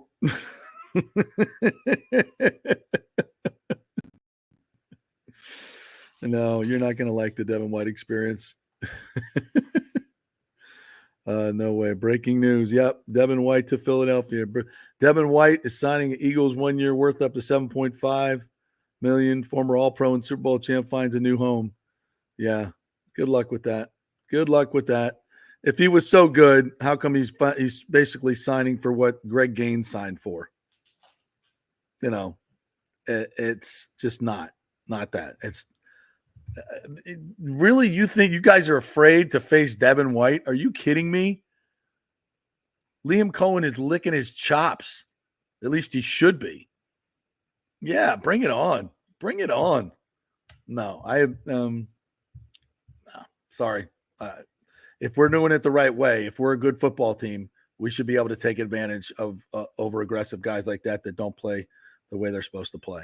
And that's always been his problem. And he's a selfish guy going into a locker room where they've got major issues, so much so that a 10-1 a team just absolutely kablak. Look at the Eagles early in the season that came here and kicked the Bucs' ass. And look at the same team late in the year after all the turmoil in their locker room. I don't know exactly what had happened, but there's a lot of smoke around it. You know, people don't want to name names, but you can just see that the team became completely disjointed. And so now you're putting another attitude into the locker room, a selfish player. That just makes it worse. It's the exact opposite of what you're seeing in Tampa Bay, guys. And this is why I keep harping on this. Let me see if I can get to this. I have a couple of Chase Edmonds, who's a really thoughtful, super smart guy, coming back for the Buccaneers. And we just saw, I thought he played really, really well in the second half of the year. Let me see if I can get this up for you. Congratulations on the new deal. Just want to ask you, obviously it was noted that you sought this team out last year. You wanted to join them. What does it feel to be back here for a second season? And we're listening for this about the camaraderie of the team. Man, it's just a blessing. Extremely grateful to the Bucs to just be back here and try to build on something that we started last year. Last year for me, obviously, was kind of like a reset year for myself, just to try to get back on track. With, trying to play how I know I'm capable of playing, how I played early in my career, and it was a blessing and just the biggest, the journey that we took as a team. Kind of, how we started off 3-1, and then we kind of went through that adversity of being at 4-7. That run that we had, that playoff run that we had, the team, I have felt like we had gotten so close in that short span of time. Like those remaining like 10 to 12 weeks after the playoffs, it was just unbelievable the camaraderie that we had in the team. And I knew after the season that ended, man, that we just all wanted to try to get back together and build on something special that we had. That we started and really that nobody even gave us a chance to do at the start of the season. And you have a really close relationship with Rashad. You guys went on vacation earlier after and he's kind of like your guy, kind of like a mentor to him this past season. You obviously played that role. What was that like being kind of like a mentor to him, and where do you see his production going from this year?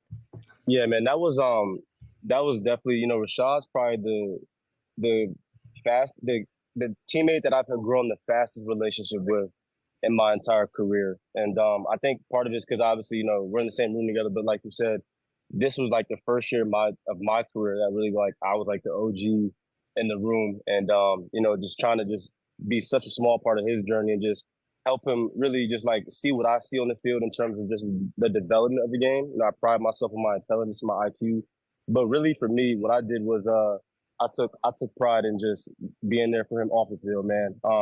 I was so fortunate and blessed early on in my career to have Larry Fitzgerald take me under his wing and to just teach me what it means to be a pro, teach me what it means to how you deal with success, how you deal with failures, how you go about your business the right way. And I try to just, you always send the elevator back down to the guys younger than me. And Rashad's attitude, man, is second to none. He prides himself on being the best player on the field. He prides himself on being the hardest worker. And he's just he's full of just always wanting to learn and wanting to gain knowledge. And anytime you have that talent with that hunger on trying to just become a better player, you're gonna have a great, great player, man. And so I take pride in that. And it's been awesome to watch him grow. We talk about his production and kind of how, again, I was in the room with him and he told me his goals that he wanted to attain at the beginning of the season. And I remember, being like week 5, week 6, he was coming up to like, big bro, man, these numbers ain't happening. Like, like you can see that, he cares. He really cares. And you can see that it was getting to him. And just to be able to beat her and just continue to tell him, hey, man, just, one game at a time, 1 week at a time, and to see his game continually progress. I mean, week 9 through week 17, I mean, arguably Rashad was the best back in the NFC outside of McCaffrey, like number-wise, So to see where his production can go next year, sky's the limit for him. I know he's probably gonna say he wants that 2K. I already know him. So just being able to just be a part of that and be a part of his growth, his journey, while also just still trying to get my spark going it's been a blessing. Every one of these interviews, Baker Mayfield, Mike Evans, Chase Edmonds, Jordan White, every one of them, all they talk about is team, helping other guys. You know, it's not like this other places. Devin White does not fit here. He does not fit here, and that's why he's gone. And it took way too long for that to happen. Listen to these interviews. I'm telling you, folks, this is not normal in the NFL anymore. These guys truly care about each other, and it makes a difference. Meets McGee says, I noticed the Bucs players haven't set out any love for Devin. Nah, I don't think you'll see much. But I see a lot of love for Jay Whitehead from players. The team morale will be better from this move. The run D will be a lot better. 100%, man. 100%. It matters who's in the room, and if you like and pull in for each other. And this team, you feel it. It's palpable. It is absolutely palpable, folks, and that's a great thing. All right, we're going to take a quick break. When we come back, Barry Smith is going to join us. Florida State All-American, Tampa Sports Club Hall of Famer, Florida Sports Hall of Fame. He is a legend.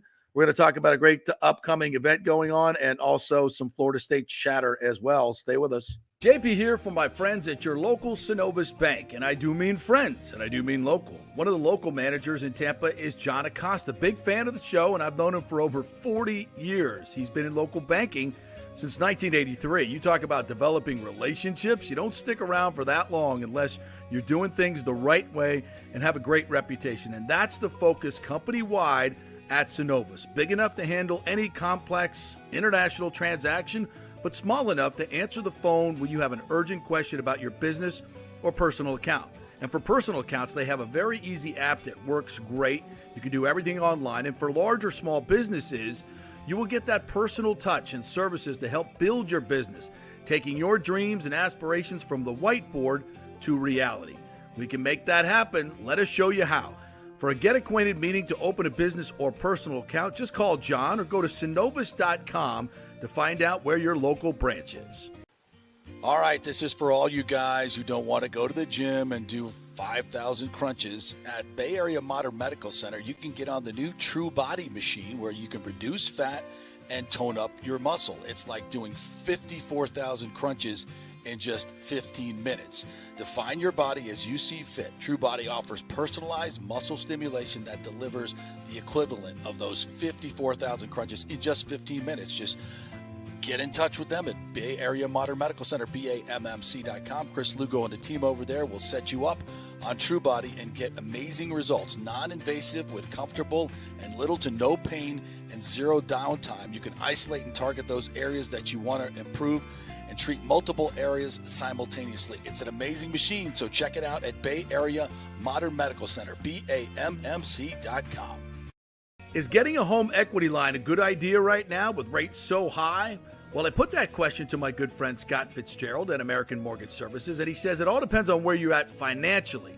Many of us with ridiculous inflation have been charging up those credit cards, right? At 29% interest, hoping to catch up, but that ain't happening.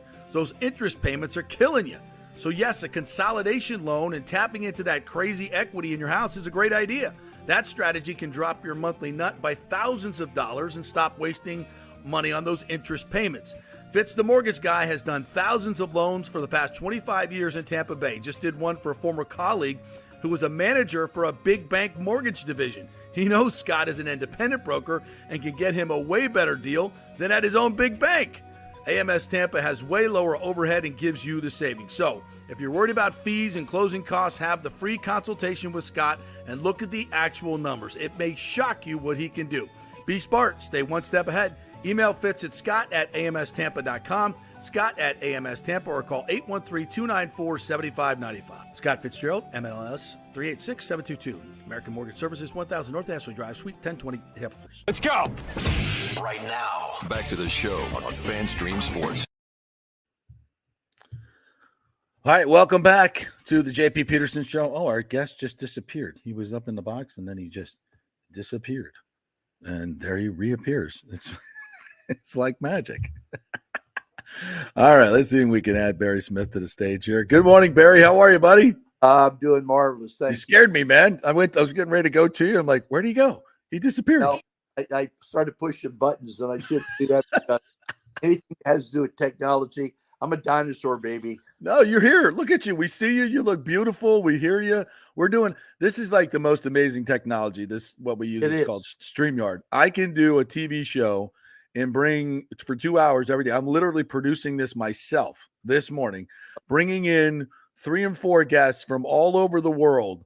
Like 10 years ago, this would take 7 satellite trucks, a crew of 50, and about $1.5 million. And like we're doing, and here we are, you and me. We're doing a TV show. It's fantastic. So you look great. You sound great. And you got a big event coming up next week, and I'm very excited for it. I've been to a couple of these, and it's a lot of fun. Tell us all about it. Well, really excited about this year because we're basically sold out. There might be a couple of spots left, but this will be our 3rd annual baseball, bourbon, and cigar event that the last couple of years we've held in Ybor. We've kind of moved it. It's still technically Ybor, I guess, but we're going to be at the J.C. Newman Cigar Company. And what better place? I mean, yes, Cigar City, USA, right here. And yes, Eric Newman is just a great host. But so next Wednesday on the 20th, 6:30 to 9:30, it's basically a celebration of baseball, but really a celebration of baseball here in Tampa because it's just an iconic area, both from players, coaches, teams, and everything like that. That's right. Let me Gary Sheffield, Wade Boggs, Lou Piniella, Dave Magadan, Mike, wow, Louis Alicia, and those are just some of the guys that are coming in. Okay, and we'll have a bunch of other baseball players that will be there. Alumni, along with a bunch of our Florida Sports Hall of Fame members from cadre of different sports and all that. Dwayne Stats, obviously it's a baseball deal, so sorry, JP, couldn't have you up there, but I know you upgraded. You upgraded a little bit this year. You went from me to Dwayne Stats. Nicely done. Well, it's a baseball deal, and so yes, of course. But it's just it's going to be a great evening, and even though we say baseball, bourbon, and cigars, we're going to have every kind of adult beverage that you can have, and of course with the cigars and all that. It's going to be a great evening. So if you're a baseball fan, you want to come out. Barry, a little secret here. Like, you invited me to it, so I get to come and drink, and I don't have to talk, and I can actually enjoy the conversation and not have to be the point person. Way better. So thank you very much. I don't have to work. I can just sit back and enjoy the program and the silky voice of Dwayne Stats. Absolutely. I really appreciate it, and I'm looking forward to it. Last year was it was fascinating. We've had so many great baseball conversations. Luis joined us last year, Gary Sheffield, and Gary's situation. I can't wait to hear him talk about the Hall of Fame. I mean, 500 plus home runs. This guy is an absolute no-brainer for the Hall of Fame. And Barry, as an athlete yourself and being in many Hall of Fames, it really pisses me off when the people that are keeping guys like him and kept Fred McGriff out are writers who have an agenda. Gary wasn't the nicest person to the media, and a lot of these media schmucks, frankly, don't deserve it. And if that's what's keeping him out, which obviously it is, that's ridiculous. It's shameful, and it's terrible. And I hope Greg, I hope Chef rips him. Let me tell you what, and I may piss some people off, but we don't care. Of sports writers, or journalists, they never even wore jockstrap. Right. So they don't even know what it takes to play the game, let alone to, have the stats and the careers that some of these guys have. And I agree with you. It took way too long for Fred McGriff to get in and should be in. So it's like, oh my God, but that's the kind of the way it is. It's the way of the world. It's the way of the world. Bureaucracy, right? There's right. Similarities to our own government. Okay. Yes, indeed. Yeah. Listen, and there's a lot of great sports writers, and there's a lot of great people in our business, fantastic people. But there's a lot of guys that are entitled, and especially the ones that vote for a lot of these awards. And I've heard him talk about Sheffield, and I've heard him talk about other guys. And I just, I've been in, I've been in the locker rooms and doing these interviews for a long time with mixing with the athletes and the media people. And there have been a lot of people in the media that when athletes challenge them, the media guys have the thinnest skin ever. They're the ones ripping everybody in the papers all the time back in the old. But you take a shot at them, they have the thinnest skin ever. It's ridiculous. Yeah, they do. Well, you know what? The fans, hey, you enjoy reading about them and hearing about them and all that, and so you got to have the media because it does help drive the sports and That's right. all that, and it's just a part of it. But you know what? It's part of the journey, the game, and everything, and that's what makes it interesting. Always, you and I would be here talking about. That's right. That's right. Hey, give me a little update on Florida State. Or first of all, the baseball team is crushing it, absolutely crushing it. Link Jarrett in his second year, huh? Well, you know what? They got the right guy in. Okay, Yeah. you know, Jarrett, you know, probably should have been the coach back when there was a change, you know, and it didn't happen. But and no disrespect to the other, but Link has a great track record. Look what he did to Notre Dame. Yep. You know, it's still early in the season. You know, we're just now starting to get into conference play and all that. But I think we're on the right track, and I'm very excited about it. So where do you think FSU lands in this conference shift that's coming up? And when I've said, I'm on record, they're going to win this lawsuit or get a settlement, and they'll be out by 2025. I think this will be the last year in the ACC. I think they'll be in the Big Ten by 25 or 26 at the latest. What do you think? Well, first of all, you know, personally, and it's just, again, my opinion and all that, I'd like a change. It's time for a change. Yeah. And anybody that's really in the ACCs, you're getting screwed. Yep. And we're not monetizing our success and our name. I mean, let's put it, that's a big part of it. And I think anybody would want to have it.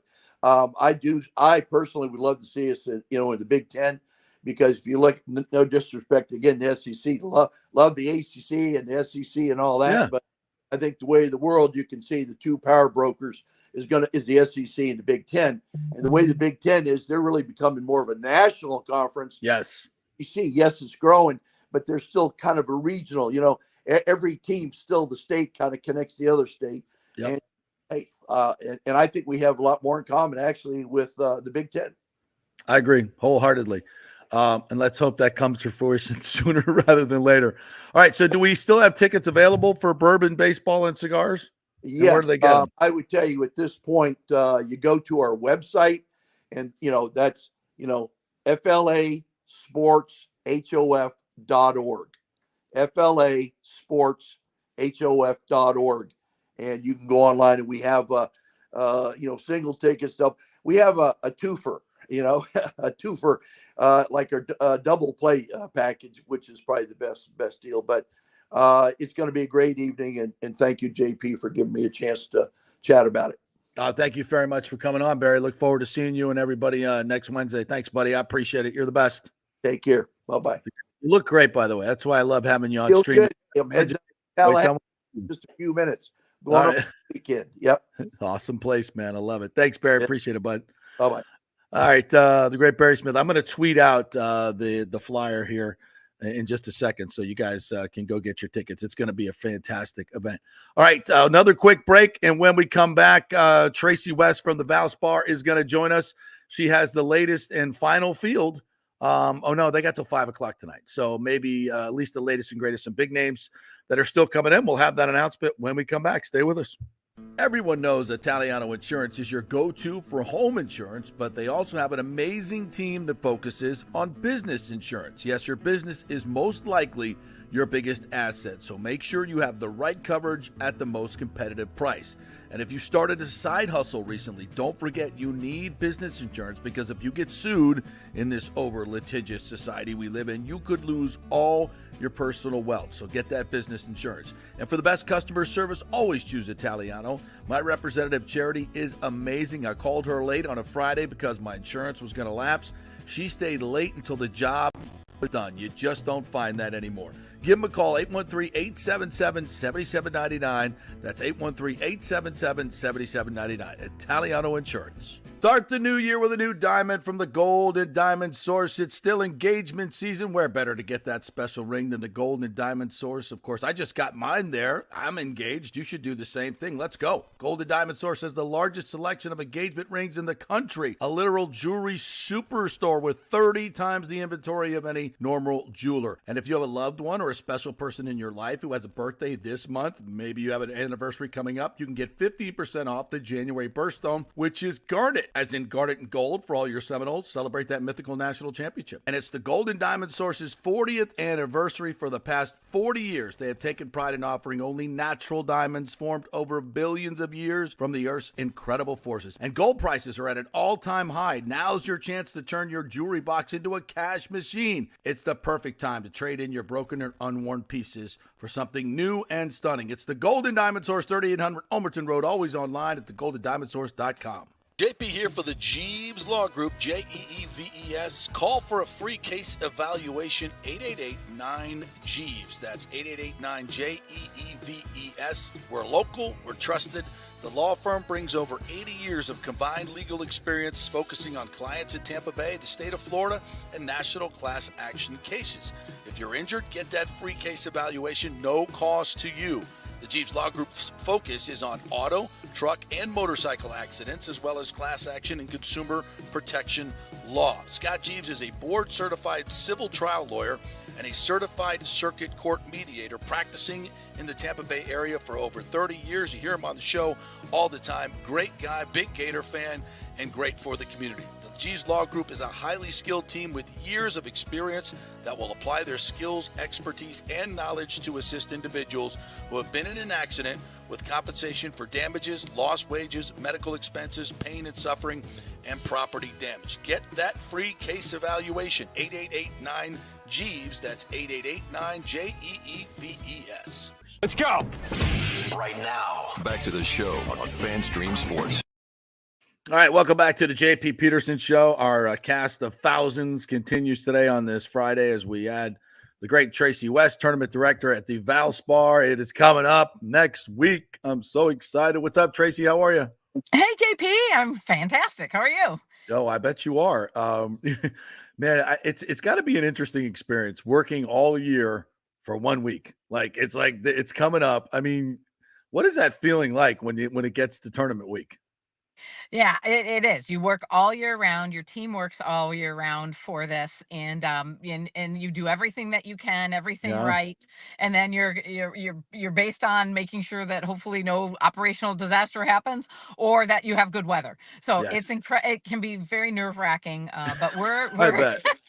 we're in great shape, and this is I think my 65th, 66th professional tournament because I do many, multiple Yeah. throughout the year, and Yeah. it never gets old. It's a lot of fun. Wow, it's got to be an adrenaline rush right about this time. You got an awesome field, which is incredible in this landscape that we're in with signature events and non-signature events. What you guys have put together is really incredible. And I just tip my cap to you and Rondé and the whole team. It's just been fantastic. So what do we got? We got any late announcements here of the field? What do we got? Yes, we do. We Okay. just got Brian Harmon, number 9 in the Nice. world, and the Open champion or Wow. defending Open champion. So yeah, really excited to have him, and we also just got Webb Simpson as well. Well, another So major champion. Oh. yep, another major champion. So the list keeps growing. We're up over, I think we're like 22, 23 out of the top 50 in the world right now, which is incredible strength of field for us. And they have until 5 o'clock today. So we'll see who else actually, if anyone else comes out of the woodwork. There might be a couple more that are in the hunt. So we'll see. Any large cats lurking in the I know where you're going with that. lurking in the bushes over there at Innisbrook? Have you seen any tiger tails running around? Anything like that? No, we have not. So you never say never, but Right. I have no reason to believe it will happen. Yeah. Well, there was been, a lot of people were like hitting me up. They're like, hey, we're hearing that tiger might be coming. I'm like, I don't know anything. And the folks over there say they haven't heard anything, but I think it was like a lot of us putting it together that he didn't play Arnold Palmer or Players, which he always plays one of them to get ready for the Masters. And clearly this would be the course you would play. He finished second. He loved it when he came here. It's a no brainer. But hey, we got till 5 o'clock. we've got till 5 o'clock, and for everything that you just said, yes, it would seem that it would be a no brainer, but really, this is Tiger Woods. I mean, he does not need, Yeah. to have No. a prep tournament. He can Yeah. he can get to Augusta National and play plenty of golf before that. So he doesn't need to play, I'm sure. But certainly, if we got that call before 5 o'clock, we would be ready. Well, you've already sold out all your hospitality. So what are you going to build more tents out there? What are you going to do? We will get creative. Absolutely.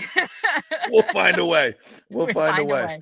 Yeah. I know you have this truck in the back. It says, in case Tiger commits, break glass. Yeah. Yeah. Right.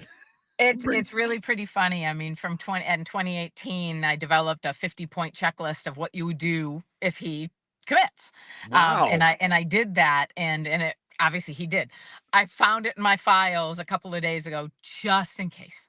This is fascinating. This is fascinating. So what's on that list? If you can share like a little, like, what do you have to do? Yeah, for sure. I mean, it's the simple things that you would think of, like, okay, order more restrooms and porta potties, order more food, order more beer, that sort of thing. But it's even things like, okay, boost the Wi-Fi even more. Make sure that the website, has extra power so it wouldn't crash. More if servers. people are Yes. buying tickets. Exactly. Yeah. So obviously where he would stay. It's all those sorts of things. But making sure that we've got the right Bridgestone golf balls for him, those sorts of things. Yeah. Wow. So, you got to have, when the stars come in, you got to have the pink jelly beans ready, right? Whatever it is that they want, you got to have it ready. Yeah, you do. But you know what? A lot of people asked in 2018 and so forth, was he, anything special and everything? He couldn't have been easier. I mean, he is not like that. I mean, we really didn't need to do anything special for him because he asked. He was just for the crowds. He was lovely. Yeah. It was more for making sure our fans. So we'll see. But I have no reason to believe. But we're absolutely thrilled with who we do have. I mean, so obviously Justin Thomas coming back, Jordan Spieth. We've got Patrick Cantlay, who hasn't played here since 2017. Oh, nice. Cameron Young, who's never played, Xander Schauffele, who's only played a couple of times in the last 7-10 years. Mm-hmm. Brian Harmon. I mean, the list goes on, and we do post it. It's on our website right now, and then we'll obviously update it again shortly after 5 o'clock today. Tony Finau. Do we have any local sponsors exemptions? One, I think there is one, and I'm forgetting his name, right? Yeah. There's actually two. We're really excited. We've got Ken Roy, who is currently on the Corn Ferry tour. So he's like, I think like top 10 or top 15 now on Corn Ferry. We're lucky because the Corn Ferry doesn't have an event our week. Oh, nice. So he was able to, cross over and come to us. So he's based in Tampa. And then we gave an amateur. So the one amateur in the field, Nick Kabrelsic, he is a senior at University of North Florida and currently number 3 in the country for collegiate golfers in PGA Tour U. So he's going to play too. So a couple guys out there with Tampa connections was just fun. And I met you guys get an invite to Jackson Suber a couple of years ago, and he did great. Had great support from Palmacia, where I'm a member, and all the his dad's the president now. Great family, super golfer. So he'll probably try to can he Monday qualify? He's going to try. He could. Yeah. Yep. He just shot 65, I think, in the last round at Corn Ferry last week. So his game is good. So he could play his way in. He very well could, and I talked to him last week. And unfortunately, wasn't able to give in a spot. But we talked about him Monday queuing, and so we hope he does, because we'd love to have him. Yeah, absolutely. Great. You only have so many you can give out. So he got one. Was it 2 years ago? So last year. Yeah, last year. Yeah, it's fantastic opportunity. He did great. So hopefully he will Monday qualify, and we'll get some more local folks in. Anything else they need to know about tickets? We got Saturday, Cole Swindell. Can't wait for that. That's going to be phenomenal. Yeah. So basically grounds tickets are available. We still do have some hospitality. Most hospitality sold out, but we do have some. So Hooters Owl's Nest is still available. Friday and Saturday are really almost sellout point for most venues. So if people want to come out Friday and Saturday from a hospitality perspective, they better get on it soon. Yeah. But plenty on Thursday and Sunday. And we've got Owl's Nest tickets and Deck's Deck and the Snake Pit Club. So plenty of hospitality options, and then certainly the grounds grounds tickets. And then the big thing to point out is for anyone, even just with a grounds ticket, we have a lot of sponsors that sponsor, different platforms and viewing areas for just the casual fan that has a grounds ticket. So there's really a great opportunity to watch golf for everybody. Yeah, it almost feels like you have a hospitality ticket. Yes. Because and there's very, very reasonable for the grounds passes. You get great venues where you can watch from, and the activations. You bring your little bag out there because your kids are going to get tons of stuff, and they can fill it up at the villages there. And it's so much more than golf, right? Let's remind the folks that there's so much more than golf out there, right? Yeah, it really is. Kids 15 and under are free. So it's a great family activity, affordable family activity to come out and do. Military. So if you're active duty or military retired, you get 2 complimentary tickets as well. If you're a veteran, you get discounted tickets. But yeah, there's a ton to do, a ton of different fun fan seating areas, different food areas. Yes. Family fun zones, expos like you talked about.